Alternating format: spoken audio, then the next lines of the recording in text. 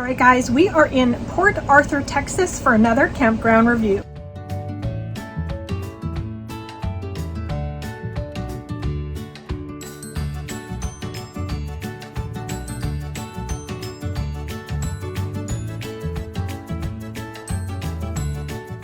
This is a city campground, so keep your expectations kind of in mind for city camping, a little bit different than state parks, but it is a great campground, and we're going to go through all the details of this campground. Stay till the end. I'll highlight the best camping spots, as well as we'll highlight all the different amenities. And if you're new to our channel, make sure you hit that subscribe button now. You've got lots of opportunities over time for us to share with you all kinds of different campground reviews, plus great camping tips along the way. So one of the first things to understand is that Port Arthur in itself as a city is very much a plant or industrialized area. So lots of plants around, a lot of people coming to the area to work in plants, which means that they're also staying in these campgrounds. I find that's often a win. We're here for the same reasons, so obviously I'm a bit biased there, but when you stay with people who are working in plants, I find that they're typically very, very quiet. They've got jobs, they've got to get up early. The campground I find is really well put together. It's incredibly clean. It has quite the cement setup. So when you pull in, you're driving in on cement, you're parking your trailer on cement pads, and it's all quite smooth. The way they've made the cement is the water drains down into drains. Like, it's really quite neat in a sense, and I mean neat literally. Like, it is a neat campground. There is nothing really dirty about it. It's just cement and a little bit of grass, and it's all kept neat. And you can see that it is actually a close-knit campground. So for those that want more of the, secluded experience, you're not going to find that one here. But for the fact that you are camped so close together, because so many people aren't around, they're off working, you really hardly know you have neighbors. Again, you might know when they leave for work and when they get home, but that's about it. They have plenty of pull-through spots, large, massive spots. So if you have a large trailer, it's definitely made for that. There are also areas where you can back in if you're okay with that, but for the most part, they have a ton of pull-through spots. And if you're like me and you love nature, there is a bit of nature here. So despite the fact that we are in a city campground, I was super impressed by the number of birds that you can see. So if you're a bird watching fan, you can really get a good look around and find a ton of different birds. I have been utterly impressed with some of the birds that I've seen. Some of them are very unique and some of them are rather funny. And an odd thing about this campground that is my favorite part, it's actually their office building. It's kind of strange, but their office building is meticulous. They have their laundry facilities in it. The ladies that run the office work in there, but they also have a common area, and there are a ton of details or attention to details that they've done in that common area. There's a popcorn machine and coffee and videos and books and all these great things, plus tables that you can utilize.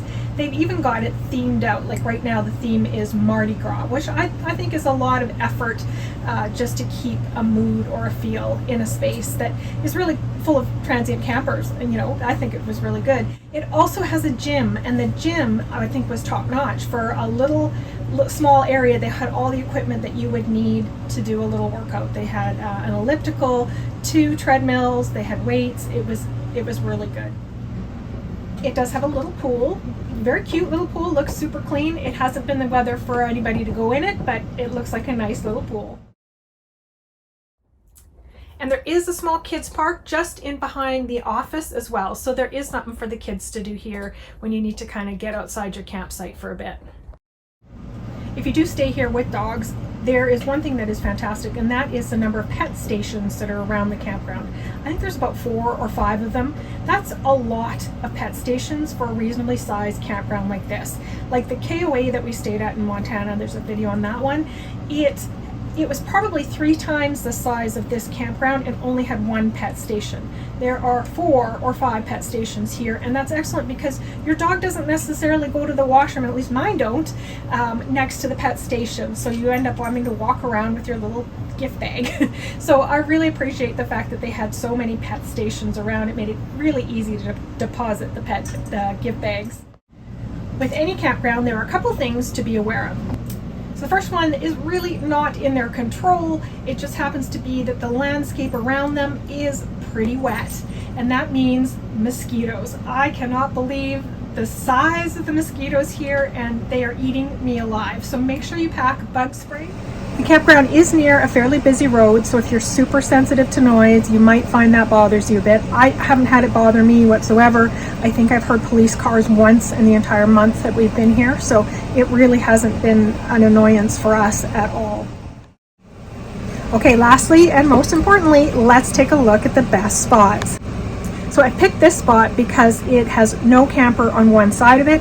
It is the farthest away from the road, and it is also right next to the pool. So to me, this is a great spot. I love the spots that are obviously as secluded as possible, but also easy access, easy to get into.